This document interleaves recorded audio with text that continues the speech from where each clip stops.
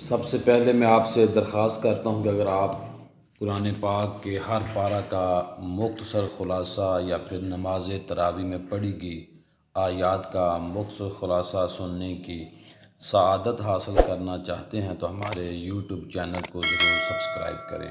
آپ کا یہ عمل آپ کو قرآن پاک سے محبت عطا کرے گا۔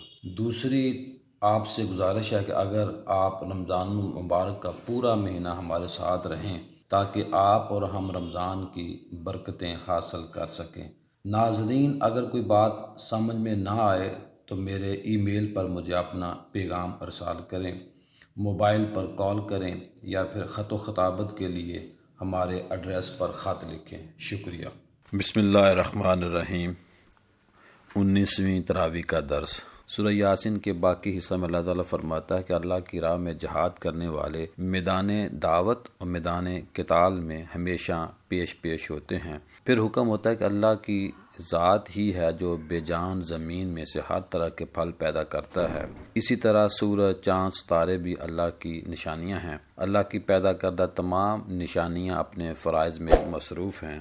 کوئی دوسرے کے کام میں مداخلت نہیں کر رہا۔ چاند اپنا کام کر رہا ہے، سورج اپنا کام کر رہا ہے، اسی طرح باقی نشانیاں اپنے کاموں میں مصروف ہیں۔ اس کے بعد سمندروں، بستیوں کا ذکر ہے۔ پھر موت کے بعد دوبارہ زندگی کا ذکر کیا گیا ہے۔ کافروں کو دوبارہ زندگی ملنے پر پریشانی ہوگی، جبکہ اہل ایمان پکاریں گے یہ دن وہی ہے جس دن کا اللہ تعالیٰ نے ہم سے وعدہ کیا تھا اور بے عیب رسولوں نے اس وقت کی اطلاع دی تھی اور نبیوں نے سچ ہی کہا تھا۔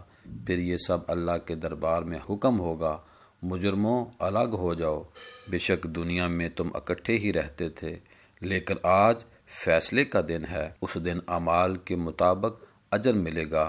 نیک لوگ اپنے مقاموں پر چلے جائیں گے اور وہاں ان کو ہر طرح کی لذت سے نوازا جائے گا۔ وہ جو طلب کریں گے ان کو فراہم کیا جائے گا۔ اللہ کی ذات ان کو سلام کرے گی۔ دوسری طرف اہل کفر کے ساتھ سختی کی جائے گی۔ ان کے اعمال کی گواہی ان کے ہاتھ اور پاؤں دیں گے اور اس کے بعد ان کو دوزخ میں پھینک دیا جائے گا اور وہ دوزخ کا ایندھن بن جائیں گے۔ اس کے بعد ان کو نہ زندگی ہوگی اور نہ ہی موت۔ سورہ یاسین کے آخری رکوع میں اللہ تعالیٰ فرماتا ہے، یہ لوگ جو نیک عمل نہیں کرتے بلکہ مختلف مسالے پیش کرتے ہیں، ان کو علم ہونا چاہیے کہ اللہ نے ان کو ایک گندے پانی کے ایک قطرے سے پیدا کیا ہے، لیکن یہ ماننے والے نہیں ہیں۔ اس دن ان کا کوئی مددگار نہیں ہوگا۔ سورۃ الصفات مکی صورت ہے۔ اس کے 5 رکوع اور 182 آیات ہیں۔ صفات کا مطلب قطار در قطار اور یعنی صفت باندھنے والے ہیں۔ اس سورت کی پہلی آیت میں اللہ تعالیٰ نے فرشتوں کا ذکر کیا ہے کہ وہ قطار در قطار کھڑے رہتے ہیں۔ اس میں اللہ تعالیٰ نے فرشتوں کی قسم کھائی ہے۔ اسی بنا پر اس سورت کا نام صفات رکھا گیا ہے۔ تیسرے رکوع میں اللہ نے حضرت نوح علیہ السلام کا ذکر کیا ہے۔ ان کی جد و جہد اور طوفان کا ذکر ہے۔ اللہ نے حضرت نوح علیہ السلام کی عظمت کو سلام پیش کیا ہے۔ اس طرح ارشاد فرمایا گیا ہے کہ سلام ہو نوح علیہ السلام پر، دنیا والوں میں سلام ہو۔ اسی رکوع میں حضرت ابراہیم علیہ السلام کا بھی ذکر ہے کہ جب آپ علیہ السلام کا بیٹا حضرت اسماعیل علیہ السلام جوان ہوا تو اللہ تعالیٰ نے آپ کو اللہ کی راہ میں ذبح کرنے کا حکم صادر فرمایا۔ حکم سخت تھا لیکن حضرت ابراہیم علیہ السلام اس امتحان میں کامیاب ہوئے۔ سورہ صاد مکی صورت ہے۔ اس صورت کا پہلا لفظ صاد ہے۔ اس صورت میں اللہ تعالیٰ نے اپنے انبیاء کرام جن میں حضرت داؤد علیہ السلام اور ان کے صاحبزادے حضرت سلیمان علیہ السلام کا ذکر کیا ہے کہ ان کے پاس طاقت اور مال تھا، لیکن اس کے باوجود وہ روتے اللہ کی بارگاہ میں سجدے کرتے تھے، حالانکہ وہ جانتے تھے کہ اللہ تعالیٰ کی بے عیب ذات ان کو آزمائش میں سے گزارنا چاہتی ہے۔ یہ نبی جب اللہ کی عبادت میں مشغول ہوتے تو ان کی عبادت کی طرف پہاڑ اور پرندے بھی متوجہ ہو جاتے۔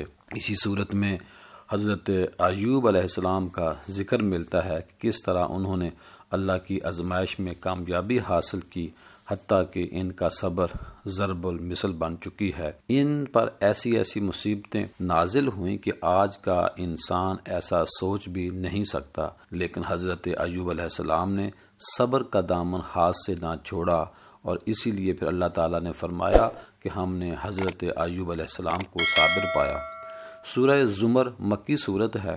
اس صورت کے آج 3 رکوع کی تلاوت کی جائے گی، جبکہ آیت نمبر 71 تا 73 میں زمر کا لفظ پایا جاتا ہے۔ زمر کا مطلب ہے گروہ، گروپ وغیرہ۔ مراد ہے کہ برے اعمال کرنے والے دوزخ میں گروہ در گروہ داخل ہوں گے اور نیک کام کرنے والے گروہوں کی صورت میں جنت میں داخل ہوں گے۔